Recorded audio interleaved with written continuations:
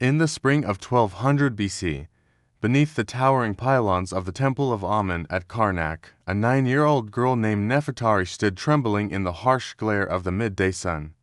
Her small hands clutched the hem of her simple linen dress. A circle of stern-faced priests surrounded her. One by one, they wielded cold bronze razors, scraping away every strand of her long, glossy black hair until her scalp gleamed bare and vulnerable.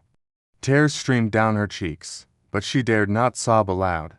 3 days earlier, her father, a lowly scribe burdened by debts, had led her here with promises of honor. "You will serve the great god Amun," he had whispered, avoiding her eyes. "This is a blessing for our family." But as the last braid fell to the stone floor, Nefitari understood. She was payment. A child sacrificed to settle a debt in grain and silver that her family could never repay. An elderly priestess, her own head shaved smooth, watched impassively. When Nefitari's sniffles grew too loud, the woman struck her sharply across the face. "Servants of the god shed no tears," she hissed. "You have no name, no past, no weakness. You belong to Amun now, and Amun demands perfection." That blow marked the end of Nefitari's childhood. It was the beginning of a 43-year ordeal, a life of confinement, control, and systematic exploitation hidden behind murals of divine glory. She would never step beyond the temple's walls again. Never marry, never bear children she could claim, never own even the simplest possession. Her body, her time, her very soul, everything was forfeit. Nefitari was not alone. Thousands of girls and women like her vanished into Egypt's vast temple complexes, from Karnak and Luxor to Memphis and Thebes. They bore exalted titles: Hametnedjer, wife of the god; Shemait, singer-musician; Karet, attendant; or Webet, the pure one. To the outside world, they were sacred vessels, honored virgins channeling divine will through rituals and chants. But those titles masked a brutal reality: a state-sanctioned system of human trafficking, child exploitation, and ritualized abuse, all justified by religion. This is not romantic myth from Hollywood films or tourist guides. It is documented in papyri from Deir el-Medina, temple ostraca, and administrative records unearthed at sites like Medinet Habu and Abydos. Hieroglyphs boast of offerings to the god, but the fine print reveals the truth: young lives traded for favor, fertility, or forgiveness. The illusion of grace crumbles under scrutiny. Purity did not mean celibacy in the modern sense. It meant ritual readiness, bodies kept unpolluted for sacred duties, as defined by male priests. And those duties, they served the temple's economic empire. Temples owned a third of Egypt's land, lent money at crushing interest, and collected taxes in kind. Debts unpaid, daughters were seized. Families in famine dedicated girls to gain merit. Victorious pharaohs like Ramses III donated war captives, Nubians, Libyans, Hittites as tribute to Amun. Records from the reign of Ramses to list hundreds of foreign girls, some as young as 7, assigned to temples for eternal service. In 1190 BC, Egyptian soldiers stormed her settlement demanding gold, ivory, Catalan children. Bound with coarse ropes, Mutamuya marched north for weeks, her feet blistered, her cries silenced by blows. She arrived at Thebes speaking only her Cushite tongue, assigned to the temple of Mut, the mother goddess, in cruel irony. Like Nefitari, she was stripped, shaved, renamed Mut Nefert, beautiful is Mut, and declared dead to her past. The indoctrination was methodical, designed to shatter identity and rebuild obedience. Priests probed under the guise of cleansing, claiming to detect impurities. Resistance. Blasphemy. Nefitari, at 9, froze as callous hands violated her most private spaces. "Amun tests your devotion," they intoned.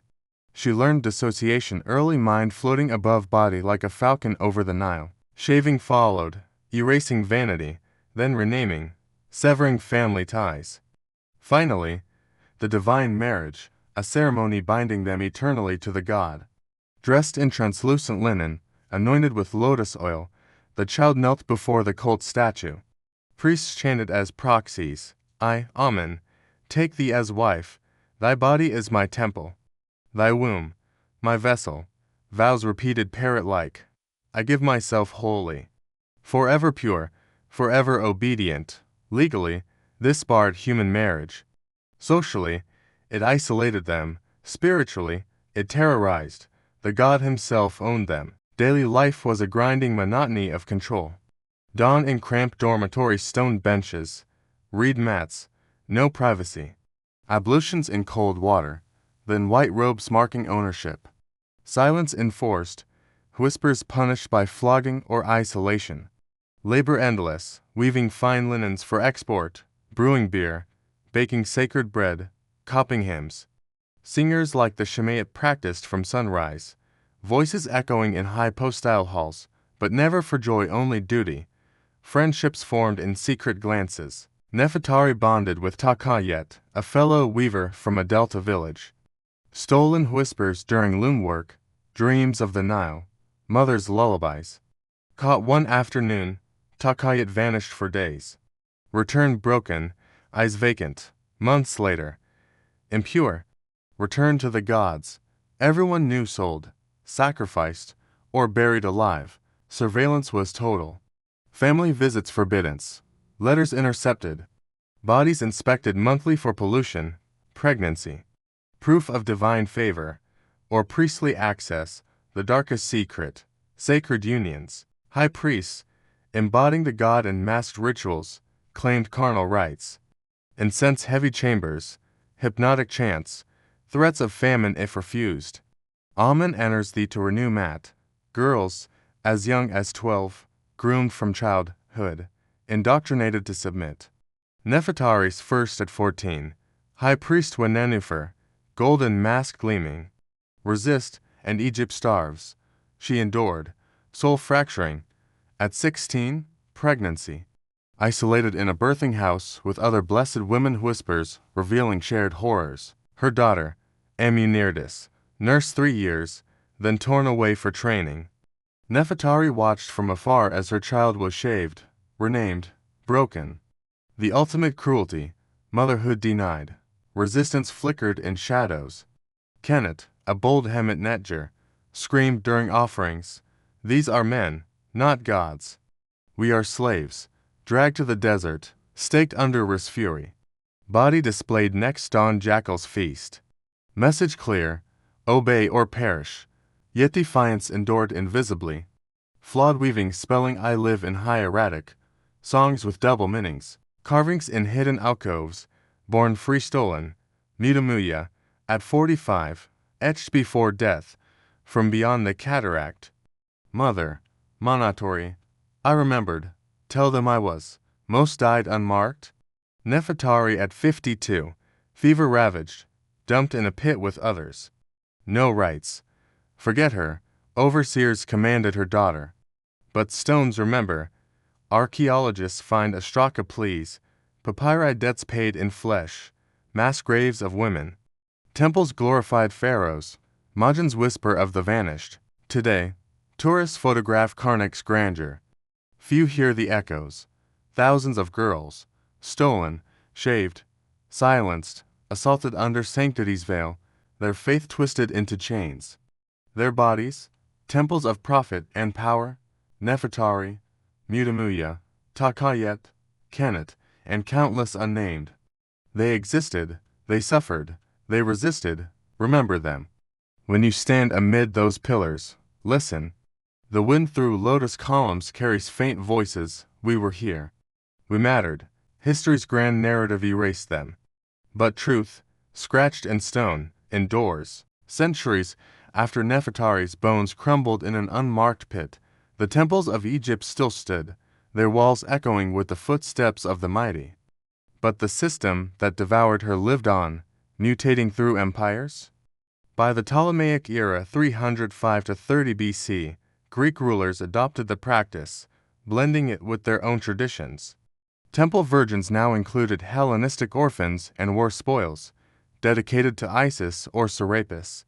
Papyri from Oxyrhynchus reveal girls as young as 5 sold into sacred service for tax exemptions. 1.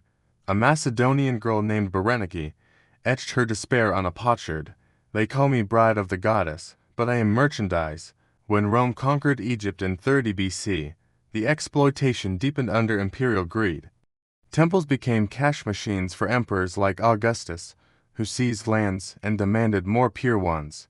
Flavia, a 10-year-old from Alexandria, was offered by her impoverished parents during a famine. Shaved, renamed Isis Nefert, she endured the same rituals now with Latin oaths mixed in. But Roman records are blunter. Ledgers list sacred prostitutes generating revenue through divine favors. High priests, often Roman appointees, claim just primae noctis under divine pretext. Flavia bore 2 children. Both vanished into the system, one as a future priest, the other as a temple dancer sold to traveling merchants. Resistance evolved too. In 100 AD, a group of 12 women in the Temple of Hathor at Dendera poisoned their overseer's beer with hemlock lace natron. Discovered, they were walled alive in a crypt. Graffiti found in 1920s excavations reads, "We chose death over dishonor. Remember us as free." By the Byzantine era 4th-7th century AD, Christianity reshaped the horror. Pagan temples closed, but convents rose in their place. Brides of Christ replaced wives of Amun nuns vowing chastity, poverty, obedience, yet abuse persisted. In 500 AD, at a Theban monastery, young girls from Coptic villages were donated to escape taxes. Sister Theodora, once a Nubian captive's descendant, whispered forbidden tales of ancient predecessors to novices. When a bishop demanded spiritual unions, she led a silent revolt. 20 nuns starved themselves in protest. Their emaciated bodies were buried under the altar, labeled holy martyrs. Islam's arrival in 641 AD didn't end it. Under early caliphs, some Christian convents survived as protected dhimmis, but new harems and endowments absorbed women. Waqf documents from Cairo list devoted servants in mosques, orphans trained from childhood. Even in medieval Europe, echoes lingered in cloistered nunneries, where dowries masked forced vocations. But in Egypt's sands, the cycle finally cracked. Napoleon's 1798 invasion exposed ruins. Scholars like Shangpa Yang deciphered pleas scratched in stone. Today, at Karnak, tourists snap selfies amid hypostyles. Few notice faint carvings. We were children. We were stolen. We remembered. Nefitari's legacy. A warning etched across millennia, when faith justifies control, the vulnerable pay eternally. Yet in every era, women resisted poison, starvation, secret words. Their defiance outlasted pharaohs, emperors, caliphs. The temples fall silent now, but the stones still scream. What chapter haunts you next? Rome's success, Byzantine hypocrisy, or modern echoes in hidden cults? Tell me below. Subscribe for the darkness that never truly died. What haunts you most? Their stolen childhoods, the ritual violations, the silent rebellions. Share below. If these forgotten souls deserve a voice, subscribe, like, share, because some stories refuse burial. The temples stand, the stones still speak. Now, you hear them too?